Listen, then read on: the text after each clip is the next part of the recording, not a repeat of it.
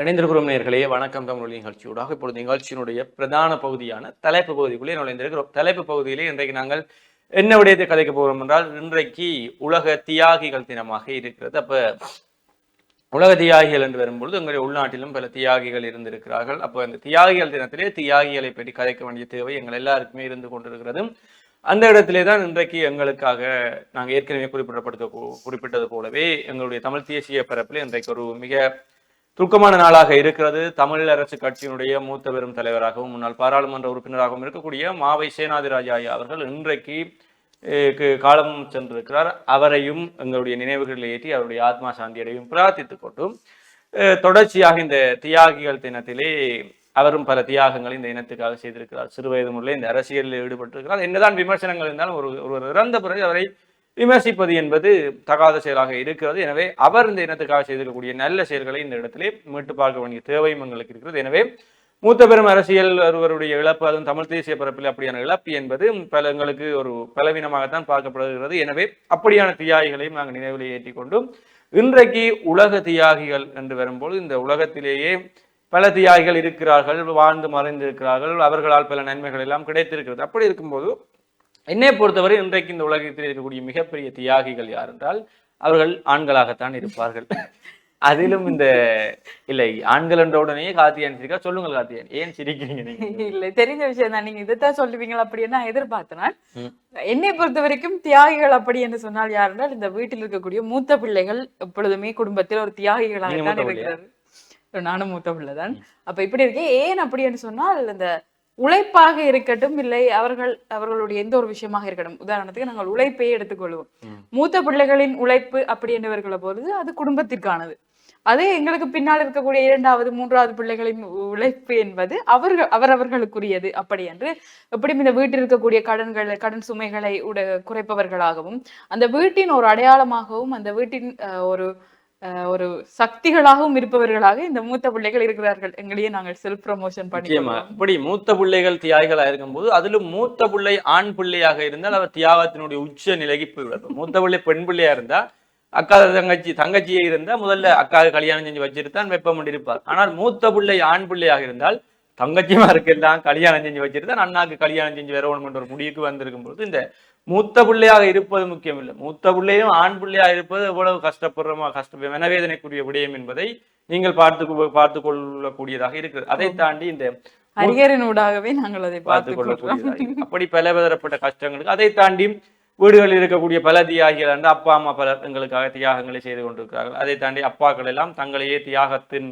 செம்மல்களாக பார்த்து கொண்டிருக்கக்கூடியவர்கள். அப்ப ஏன்னா அவர்கள் பெரிதாக தங்களுக்கு என்று தங்களை அழகுபடுத்திக் கொள்வதில்லை, தங்களை ஆடை ஆபரணங்கள் கொடுத்து தங்களை அடையாளப்படுத்திக் கொள்வதில்லை, அல்லது அவர்கள் ஒரு விலை கூடிய உணவுகளை உண்கிறார்களா, விலை கூடிய பொருட்களை பாவிக்கிறார்களா என்றால் இல்லை. அப்பாவினுடைய செருப்பை பார்த்தால் ஒரு பிஞ்ச செருப்பாக இருக்கும், நீண்ட நாட்களாக பாவித்த செருப்பாக இருக்கும், தைத்து போட்ட செருப்பாக இருக்கும். ஆனால் நாங்கள் போடக்கூடிய சப்பாத்து ஷூஸ்ல ஒரு சின்ன கிராச் வந்தாலே அதை உடனே தூக்கி போட்டுட்டு உடனே 5000 10,000 செலவழிச்சு புதுசா ஒரு சப்பாத்தை வாங்கி வைக்கக்கூடிய அவ்வளவு வசதியா இருக்கிறீங்கன்னு தெரியாம பொதுவா ஒரு கருத்து சொல்ல அப்புறம் அதை கருத்து சொன்னா அனுபவிங்க. அது ஆராய இல்ல ஷூவில் ஒரு சின்ன கீரல் வந்தாலே ஷூவை தூக்கி எறிகிற அளவுக்கு பரவாயில்ல. நாங்கள் ஒரு இப்படிப்பட்ட ஒரு செல்வந்தருடன் இந்த நிகழ்ச்சியை தொகுத்து வழங்குறதை நினைச்சு சந்தோஷப்படுற மாதிரி. நிச்சயமாக அப்படிப்பட்டு இருக்கக்கூடிய அப்பாக்கள் எல்லாம் அப்படி இருக்க பொழுது நாங்கள் அது ஒரு காலத்திலே நாங்கள் வளர்ந்த அப்பாக்கள் ஆகும் பொழுது எங்களுக்கு விளங்கி கொள்ளும் ஏன் அவர்கள் அப்படி செய்தார்கள். இன்றைக்கு படிப்பெல்லாம் முடித்து வேலை உலகத்துக்கு வரும்பொழுது எங்களுக்கு விளங்குகிறது எந்த விடயங்களிலும் ஒரு நாட்டம் இல்லாமல் நாங்களே மாறி போய் கொண்டிருக்கிறோம். பண்டிகைகள் என்றாலும்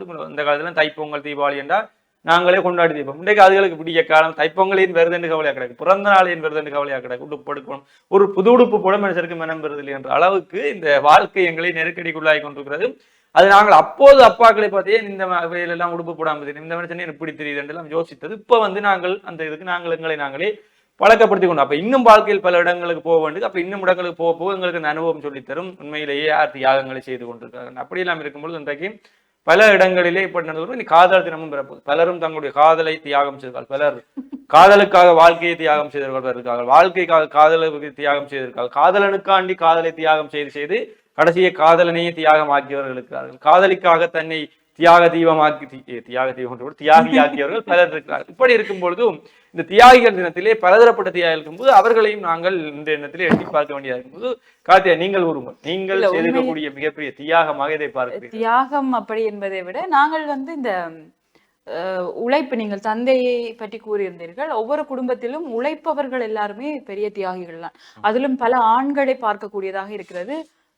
இரவு பகல் பாராமல் வேலை செய்து கொண்டு அந்த குடும்பத்திற்காக உழைத்து கொண்டிருக்கக்கூடிய அத்தனை பேருமே அந்த குடும்பத்தின் தியாகிகள் தான். அந்த குடும்பத்தில் அவர்களை போற்ற வேண்டியவர்களாகத்தான் அவர்கள் இருக்கிறார்கள். பல ஆண்களை நாங்கள் பார்க்கிறோம். உணவுகளை கூட சரியாக, அந்த 3 வேளை உணவுகளை கூட சரியாக எடுத்துக்கொள்ளாமல் வேலை நேரங்களில் அந்த உணவுகளை ஏதோ ஒரு சாட்டிற்காக உண்டு கொண்டு ஓடிக்கொண்டிருக்கக்கூடிய அத்தனை ஆண்களும் தியாகிகள் தான் என்பதுதான் உண்மையான ஒரு விஷயம். இன்று பலர் வந்து பல ஆண்களின் உழைப்பிற்கு பின்னால் இருக்கக்கூடிய வலிகளும் வேதனைகளும் சொல்ல முடியாத பல கஷ்டங்களும் இருக்கின்றது. அடிப்படையான விஷயம் என்னவென்றால், இப்படி வேலைக்கெல்லாம் போயிட்டு வாரவர்களுடன் கொஞ்சம் முகம் சுளிக்காமல் நாங்கள் நடந்து கொண்டோம் அப்படி என்றாலே போதும். அவர்களை சினக்க வைக்காமல் கொஞ்சம் அன்பாக பாசமாக வீடுகளில் நடந்து கொண்டோம் என்றாலே போதும். மனைவி டாக்ஸிக் வைஃபாக இருக்காமல் உண்மையிலேயே கணவன்களை, அதே மாதிரி வேலைக்கு சென்று விட்டு வரும் பெண்களையும் மனைவிகளையும் கணவர் மேல் துன்புறுத்தாமல் எரிஞ்சு விடாமல் அன்பா ஆதரவா பார்த்துக் கொள்ளுங்கள் என்பதையும் கூறக்கூடியதா இருக்குது. அதை தாண்டி இந்த வெளிநாடுகளில் வாழக்கூடிய ஒரு குடும்ப கஷ்டத்துக்காண்டி வெளிநாடுகளுக்கு சென்று அக்கா தங்கச்சி கல்யாணம் செஞ்சு வைக்கணும், தம்பிக்கு படிப்பு கொடுக்கணும் என்று அப்படி போவர்கள், அல்லது தான் ஒரு வீட்டினுடைய பெண் பிள்ளையாக இருந்தால் குடும்பத்தை பார்க்க வேண்டும் என்பதற்காக வெளிநாடுகளுக்கு செல்லக்கூடிய பெண்கள், அல்லது திருமணம் செய்தாவது வெளிநாடுகளில் சென்று அங்கிருந்து பணம் அனுப்பி இங்கே இருக்கக்கூடிய தன்னுடைய தங்கச்சி தம்பிகளை படிப்பிக்கக்கூடிய அந்த பெண்கள் எல்லாருமே வந்து தியாகிகளாகத்தான் இருக்காங்க. பல தியாகங்களை செய்து தங்களையே தியாகமாக்கித்தான் உங்களுக்காக அவர்கள் ஒளியேற்றி கொள்வார்கள். அப்படி இருக்கும் பொழுது பலரை நாங்கள் கூறிக்கொண்டு போனால் வரலாற்று பக்கமும் நாங்கள் பார்க்க வேண்டிய தேவை இருக்கிறது. ஏனென்றால் இந்த மண்ணிலே தியாகத்தினுடைய உச்சத்தை எங்களுக்கு காட்டி இருக்கக்கூடியவர்கள் இந்த மண்ணிலே எங்களுடைய இனம்தான். தியாகத்தை என்னதான் மகாத்மா காந்தி தியாகம் செய்தார், அகிம்சை வழியிலே போராடினார் என்றாலும் அந்த நாட்டுக்கே தியாகம் என்றால் என்ன, அகிம்சை என்றால் என்னவென்று காட்டியவர்கள் நாங்களாகத்தான் இருக்கிறோம். இந்திய பேரினவாதத்துக்கு எதிராக நாங்கள் காட்டியிருக்கக்கூடிய தியாகம் அகிம்சை தான் இன்றைக்கு வரைக்கும் உலகத்திலே பேசப்பட்டு கொண்டிருந்தாலும் அப்படியான பல தியாகங்களை செய்தவர்களாக இருக்கிறார்கள். இந்த மண்ணுக்காகவும் மக்களுக்காகவும் பல தியாகங்களை செய்தவர்கள், தங்களுடைய உடலையே கொடுத்துக்காக, தங்களுடைய பொருள் ஆவி எல்லாத்தையுமே தொடர்ந்து இந்த மண்ணுக்காகவும் மக்களுக்காகவும் தியாகம் செய்தவர்கள் பலர் இருக்கிறார்கள். அது குறிப்பாக யாழ்ப்பாண பல்கலைக்கழகம் சார்ந்தும் இருக்கும் பொழுது அவர்களுடைய ஆத்மா கதறி அழும் நிலையிலே அவர்களை வைத்து விடாதீர்கள் என்பதை இந்த தியாக தினத்திலும் நாங்கள் கூறிக்கொள்ள வேண்டிய விடயமாக இருக்கிறது. அப்படியும் தியாகங்களை பலதரப்பட்டவர்கள் பல இடங்களிலே செய்து கொண்டிருக்கிறார்கள். இன்றைக்கும் பலர் இந்த மண்ணிலே மக்கள் மீண்டெழ வேண்டும் என்பதற்காக பலர் தியாகங்களை செய்து கொண்டிருக்கிறார்கள். தங்களுடைய பொருளாதாரத்தை தாங்கள் உழைத்து வேர்வை சிந்து உழைத்தவற்றை இங்கே இருக்கக்கூடிய மக்கள் உயர வேண்டும், அவர்களுடைய பொருளாதாரம் மாற வேண்டும் என்பதற்காக பலர் கொடுத்து கொண்டும் இருக்கிறார்கள். அப்படி பலதரப்பட்ட தியாகங்களை செய்து கொண்டும் போது அப்பாவை பற்றி கதைத்த நாங்கள் அம்மாவை பற்றி கதைப்பாமல் விட்டுவிடக்கூடாது. ஏனென்றால் இப்ப வேலைக்கு செல்பவர்களாம் தியாகம் என்றால் வீட்டிலே சும்மா இருக்கக்கூடிய அம்மாவை நீங்கள் எவ்வாறு கூறுவீர்கள் தியாகம் இல்லை என்று? அம்மாவை சும்மா வீட்டிலே இருக்கிறார்கள், ஆனால் அம்மா செய்யக்கூடிய வேலைகளை நாங்கள் யாராவது செய்கிறோம் என்றால் இல்லை. காலையில் எழும்பி காலை உணவு சமைப்பது, பிறகு எங்களை வழிக்கெடுத்து உடுப்புகள் அயன் பண்ணி அனுப்புவது, உடுப்புகள் துவைப்பது, மதிய உணவு சமைப்பது, இரவு உணவு சமைப்பது, இடையிலே வீட்டு வேலைகள் பாத்திரங்கள் செய்வது. ஆனா இதை கேட்டால் இறுதியாக என்ன செய்யணும், அம்மா விட்டுற சும்மா இருக்கிறான்னு சொல்லுவாங்க. இது போதாதுன்னு நீங்கள் வேற இடையில வந்து அம்மா எனக்கு ஒரு ஜூஸ் போட்டு தாங்க, டீ போட்டு தாங்க அப்படி எக்ஸ்ட்ராவா வேலை வைக்கிறது. விட்ட வாரதே 11 மணிக்கு தான், அதுக்கு பிறகு இந்த ஜூஸை குடிக்கிறது நாங்கள். அப்ப அப்படி இருக்கும் பொழுது அதான் நாங்க சொல்றோம் என்னண்டா, இப்ப அப்பா என்ன கேட்டாருன்னா, அப்பா அந்த வேலைக்கு போறோம், இந்த வேலைக்கு போறோம், இந்த வேலைக்கு போறோம். அம்மா என்ன செய்யணும், விட்டுற சும்மா இருக்கிறேன்னா அப்பா செய்கிற வேலையை தாண்டி பல மடங்கு வேலையை சம்பளமே வாங்காமல் அம்மாக்கள் செய்து கொண்டிருக்கிறார்கள் என்பதுதான் இங்கே இருக்கக்கூடிய உண்மையான கருத்தாக இருக்கிறது. அதை தாண்டி இன்றைக்கு தனி பெண் தலைமைத்துவ குடும்பங்கள் இருக்கக்கூடிய அம்மாக்கள் எல்லாம் அம்மாவாக இல்லாமல் அப்பாவாக மாறி பல அம்மாவாகவும் அப்பாவாகவும் இருந்து ஒரு கடவுளாக சிவபெருமான் அர்த்தநாதீஸ்வரர் போல பெண் தலைமைத்துவ குடும்பங்கள் எல்லாம் அப்படி மாறிக்கொண்டிருக்கும் போது அந்த பெரிய தியாகிகளையும் நாங்கள் பற்றி பேச வேண்டிய கடமையும் கடப்பாடும் எங்களுக்கு இருக்கிறது. எனவே தனி ஆண்களோடு நின்று விடாமல் அப்பாக்களோடு நின்று விடாமல் அம்மாக்களுடைய தியாகத்தையும் செய்து சொல்லி காட்ட வேண்டும். ஆனால் அம்மாக்கள் சில இடங்களிலே சொல்லி காட்டுவார்கள், 10 மாதம் சுமந்து பெற்றனையும். ஆனால் அப்பாக்கள் ஒருபோதும் அதை சொல்லி காட்டுவதில்லை. என்றால் அப்பாக்கள் அழுவதை ஒருவரும் பார்த்திருக்க மாட்டீர்கள், அவர்கள் கவலைப்படுவதை ஒருவரும் பார்த்திருக்க மாட்டீர்கள். ஏனென்றால் அவர்கள் அதை சொல்லி காட்டுவதில்லை. தங்களுடைய வழிகள் தங்களுடைய போகட்டும் என்ற ஒரு முடிவிலே இருக்கக்கூடியவர்கள். இந்த ஆண்களுடைய மனநிலை அப்படியாகத்தான் இருக்கும். அறையை பூட்டி விட்டு அழுதுட்டு வெளியில சிரிச்சு கொண்டு வரக்கூடியவர்களாகத்தான் ஆண்கள் இருக்காங்க. எனவே அப்படிப்பட்ட தியாகிகளையும் பார்க்கணும். அதை தாண்டியும் கணவன் வீட்டுற மனைவி என்னதான் அடி வாங்கினாலும் இடி வாங்கினாலும் பேச்சு வாங்கினாலும் வெளியில போய்க்க கெத்தா போகிறார்கள். அப்படி மனைவிகளுக்காக இந்த குடும்பத்தில் பிரச்சனை வரக்கூடாது தங்களையே தியாகமாகி கொண்டிருக்கக்கூடிய அப்படியான தியாகிகளுக்கும் இன்றைய தியாகிகள் இனத்தை நாங்கள் வாழ்த்துக்களை தெரிவித்துக் கொள்கிறோம். சொல்லுங்கள் கார்த்தியாயினி, இளம் ரத்தம் ஓடக்கூடிய நீங்கள். உங்களுக்கு வயசான ரத்தம் ஓடிட்டு இருக்குது. என்னன்னு சொன்னால் இந்த வீட்டில் நடக்கக்கூடிய சில விஷயங்களை பார்க்கலாம். நாங்கள் எல்லாம் ஒரு வயது வரைக்கும் இந்த போடக்கூடிய சோப் வந்து கரைஞ்சிட்டேன்னு சொன்னா அதை போட மாட்டோம், தூக்கி எறிஞ்சிடுவோம். அதே மாதிரி ஷெம்போ போட்டிலும் வந்து ஷெம்போ முடிஞ்சது அப்படின்னு சொன்னா அந்த போட்டிலையும் நாங்க தூக்கி போட்டுருவோம். ஆனா இல்ல, அதுக்கு பிறகும் பாவிப்பதற்கான அது ஃபுல் எஃபிஷியன்டா எடுக்கக்கூடியதுக்கு வாய்ப்புகள் இருக்குது. அப்ப இப்படி இருக்கேக்குள்ள இப்ப நாங்கள் ஒரு வேலை எங்களுடைய உழைப்பு அப்படின்னு வரும் பொழுது இந்த எவ்வளவுதான் சோப் தேஞ்சு போனாலும் அதை பயன்படுத்துவதற்குரிய பக்குவம் எங்களுக்கு வாழ்க்கையை கற்று. ஷெம்போ போத்தலுக்குள்ள தண்ணி விட்டு அதை மேக்சிமம் அதை நாங்க யூஸ் பண்றோம். அந்த அளவுக்கு எங்களுக்கு இந்த வாழ்க்கை பக்குவத்தை சொல்லி தந்திருக்கு. சொந்த காசுல வாங்கிக்கலாம் அதன் அருமை தெரியுது. இந்த ஒவ்வொரு பொருளையும் நாங்கள் பயன்படுத்தும் போது அவற்றை எப்படி நாங்கள் பார்த்து பார்த்து பயன்படுத்த வேண்டும் அப்படின்னு சொல்லி திடீரென்று ஒரு செருப்பு அறந்துட்டு என்றாலோ அல்லது எங்களோட பைக்குக்கு ஏதாச்சும் ஒன்று நடந்துட்டு என்றாலோ அந்த செலவை நாங்கள் எப்படி ஏற்றுக்கொள்ள போகிறோம், அந்த செலவை நினைத்து யோசிக்க வேண்டியதாக இருக்கிறது. இதுதான் பலருடைய வாழ்க்கையாகவும் இருக்கிறது. செலவுகளை யோசிக்கும் போது இன்னொரு விடயம்ங்கிறது நாங்கள் அப்பா அம்மாவுக்கு செலவை வச்சிருக்கிறோம். அதுதான் இப்ப நாங்கள் வந்து கேட்கிற விஷயங்களை எல்லாம் வாங்கி தந்திருக்கிறார்கள். பெரும்பாலும் உடுப்புகளாக இருக்கட்டும், கொப்பிகளாக இருக்கட்டும். பத்தாவதுக்கு நாங்கள் ஒவ்வொரு டிசைன்ல ஸ்டிக்கர் வேற வாங்குவோம் கொப்பிக்கு, ஒவ்வொரு கலர் உரையெல்லாம் வாங்கி போட்டிருக்கோம். இப்ப இந்த செலவுகளை எல்லாம் அவர்கள் எப்படி சமாளித்து கொண்டார்கள்? எங்களுக்கு ஒரு செருப்பு அறந்துட்டுன்னு சொன்னா உடனே அடுத்த நாள் செருப்பு இருக்கும். ஒரு உடுப்பு வேணும்னு சொன்னா அந்த உடுப்பு அடுத்த நாள் இருக்கும். அப்ப இப்ப நினைத்த உடனே எங்களுக்கு தேவையான விஷயங்களை எங்களால் வாங்க முடியாமல் இருக்கு. சம்பளம் வரும் வரைக்கும் காத்திருக்க வேண்டி இருக்கிறது.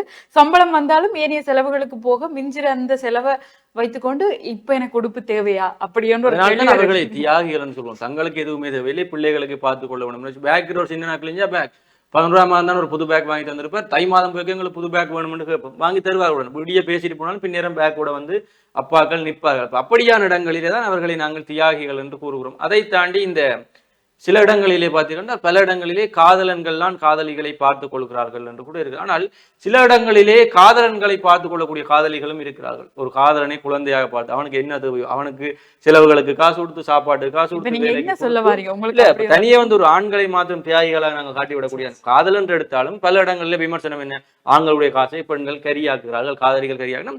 சில இடங்கள்ல அவன் படிச்சு பட்டம் எடுத்துட்டு வேலைக்கு போகாம சும்மா இருக்கிறான்டா அந்த புள்ள அவனோட படிச்ச புள்ள லவ் பண்ண புள்ள வேலைக்கு போகணும், அந்த புள்ள தண்ட சம்பளத்தை போட்டு இவனுக்கு கொடுப்போம். அவன் அந்த கில்ட்டியா ஃபீல் பண்ணக்கூடாதுக்காண்டி சாப்பாடு காசு கொடுக்குது, உடுப்பு காசு கொடுக்குது, அவன்கிட்ட இந்த கிஃப்ட் எதிர்பார்க்க இந்த புள்ள கிஃப்ட் கொடுக்குது பொழுது அப்படிப்பட்ட காதல்களும் இருக்கு. அப்ப காதலன்கள் தான் ஆண்களைத்தான் புனிதமானவர்களாக காட்டாமல் பெண்களும் பல இடங்களிலே தங்களை தியாகிகளாக மாற்றிக் கொள்கிறார்கள். அப்படிப்பட்ட காதல் கதைகள் அவையும் இந்த சமூகத்திலே இன்னும் வாழ்ந்து கொண்டிருக்கும் பொழுது எங்கே ஒரு இடத்திலே தியாகம் என்பது சுடர்விட்டு எரிந்து கொண்டிருக்கிறது என்பதை நாங்கள் பார்க்கணும். அதை விட இன்றைக்கு நாங்கள் இந்த இடத்தில் இருக்கிறோம் என்றால் பல ஆசிரியர்கள் தங்களை தியாகித்திருக்கிறார்கள். எங்களுக்காண்டி தனியே சம்பளத்துக்கு மாத்திரம் படிப்பித்து விட்டு போவது என்றால் ஒரு ஆளுமையான திறமையான மாணவர்களை உருவாக்க முடியாது. அதை தாண்டி ஆசிரியர்கள் தங்களை தியாகமாக மாற்றும், தங்களுடைய தியாகத்தை கொடுக்கும் பொழுதுதான் ஆளுமையானவர்களை அல்லது ஒரு துறையிலே நீண்டு நிலைக்கக்கூடியவர்களை உருவாக்கக்கூடியதாக இருக்கும். ஏனென்றால் அந்த ஆசிரியருக்கு தான் தெரியும் அவனுக்கு நாங்கள் எவ்வளவு நேரத்தை செலவழித்தால் அவன் அந்த துறையிலே செல்லக்கூடியதாக இருக்கும். தனியே அந்த 40 நிமிஷம் வகுப்பறையோடு நிறுத்தாமல் ஒருவனை வளர்த்து விட வேண்டும் என்றால் ஆசிரியர்கள் தங்களுடைய நேரத்தை செலவழிக்க வேண்டியிருக்கும்.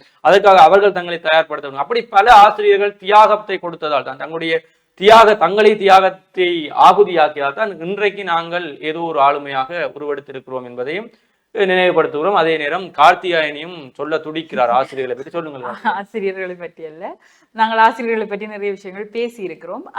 இந்த நேரத்துல இந்த குடும்பத்தில் இருக்கக்கூடிய தாத்தா பாட்டிகளை பற்றி நாங்கள் பேசுவோம். அவர்களும் ஒரு விதத்துல தியாகிகள் தான்.